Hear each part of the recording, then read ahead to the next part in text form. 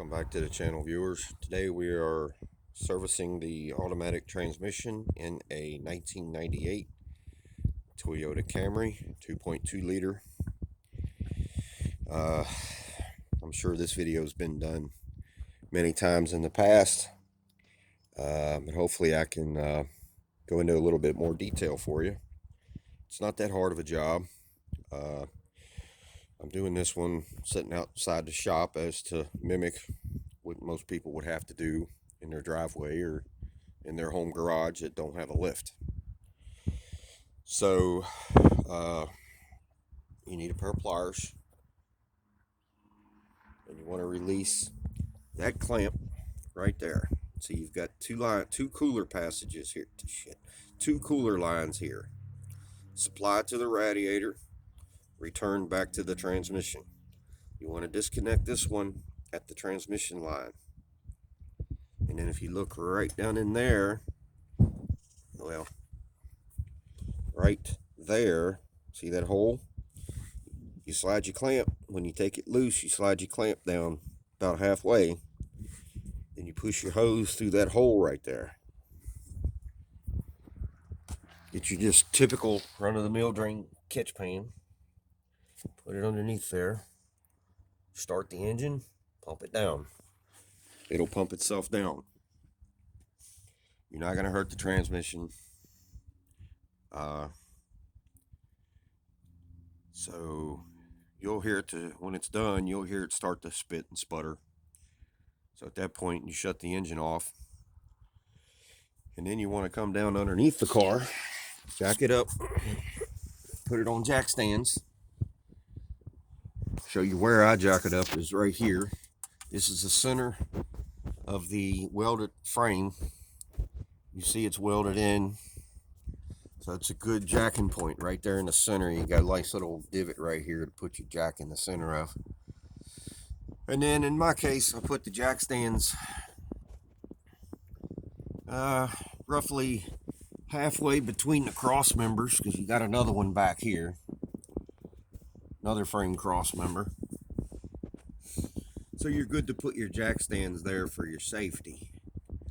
Do not do this off the floor jack. It's not smart. And then you want to take and loosen the Allen head plug from your transmission pan, which is this guy right here. I just used a 3/8. It's a metric. You need a metric, but 3/8 is what I grabbed. It did the job. And then you just drain the residual fluid out of the pan. And as you can tell, I'm just letting it drain down. Now the front of the car is jacked up way higher than the back. So common sense tells you that once you start removing your pan bolts, okay, you just want to start anywhere you want in the back, work your way around the perimeter, come around, and then right here you'll see that I left the bolt pretty much center. I do this on all the transmission service jobs that I do, and what that does is that lowers the lower end of the pan slightly, so you can pretty much get all your fluid to drain into your catch pan without making a mess all over you and the floor and your driveway, whatever you're performing this job at. And so I'll be right back. I'm going to remove, this thing's been draining long enough, so I'm going to remove that last bolt and I'll be right back. So I'm going to have to set the phone down for a minute. All right.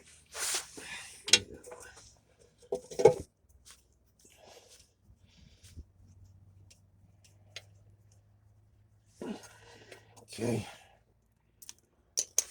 All right, now.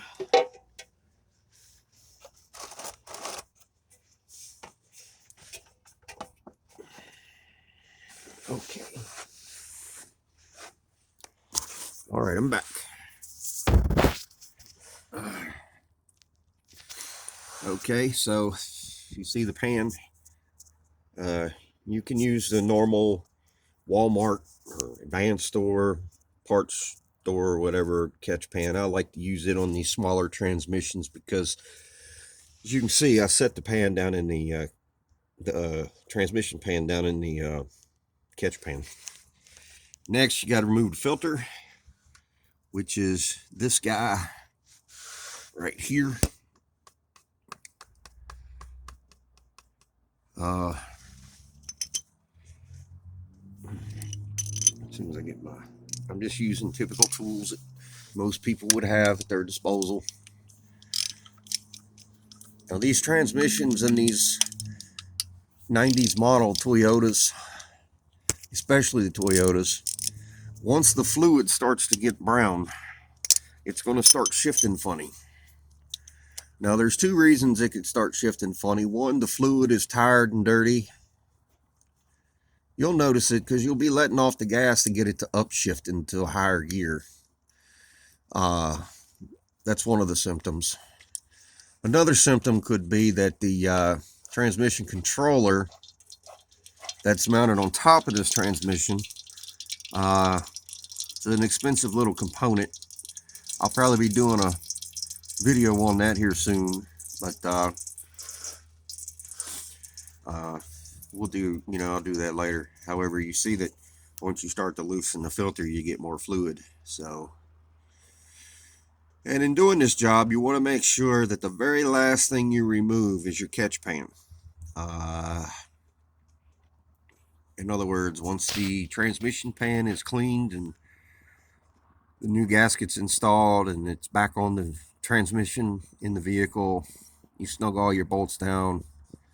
You don't need to snug them down. You don't need to kill them when you tighten the bolts back down. You just need to go maybe 18, 20 foot-pounds at the most. I mean, come on, look at these little bolts. These are the pan bolts right here. They're not very, they weren't meant to have a lot of torque on them. I mean, so even I'll use a 3/8 drive torque wrench on these bad boys. You don't have to, but if you don't, there's a good chance that you could break off a bolt or possibly squish the new pan gasket out, and you wouldn't know it until you was driving it down the road. A couple days later, you started having a transmission leak. It happens. We've all been there. So based on that information, use your torque wrench. And then once you go all the way around, remember which bolt you started with when you're going around the perimeter tightening up the bolts. Remember which one you started with, and then start at that one again and work your way around again, because there's a lot of bolts and that's a large perimeter. So you want to go back, start from the beginning, and do them at least twice. Torque them down at least twice. Some of you guys are gentle with the wrench, or a typical ratchet and 10mm socket, 3/8 drive. You don't have to torque them. You can just go around and snug them down, and then if sooner or later you feel the bolt stop tightening, and you're done. But just go around the perimeter 2-3 times. So I'm going to go ahead and remove this bolt. I'm sure I'm going to drop at least one of these two in the pan, but that's why the transmission pan is laying on top of the catch pan. Transmission fluid's not as deep. And I'm loosening the other bolt. Just trying to do it like most people probably have to do it. They don't have drills to remove bolts, and just your typical, you need a 10mm socket. I prefer to have a little bit longer extension to get me down past the cross members. And then you want to remove this joker. Oh, I'm sorry, I messed up. It's been a while since I had to service one of these transmissions. You got one more bolt back here on the other side of the filter. I have serviced this transmission before, about 3-4 years ago. Actually, the date on the filter is 11/18. That sounds about right. So it's been over 4 years now. Now you do have a little wire that you have to be concerned about, which I may have to put the phone down here because, yeah, I might have to put the phone down. But anyway, you want to disconnect that, and I'm just going to end the video right here because my hands are about to get filthy greasy again, and I know you guys don't want to wait around on me to pick up the phone, so it's going to take me a minute. Anyway, hope this video helps you out. If you want to know, if you want to see more videos like this, I know my transmission videos are somewhat popular on here, so you know, subscribe to the channel, leave a comment, give the video a like, and I will see you. I will be sending out another video in the near future. I don't know what it'll be of, but anyway, subscribe, like, and share. Thank you for watching.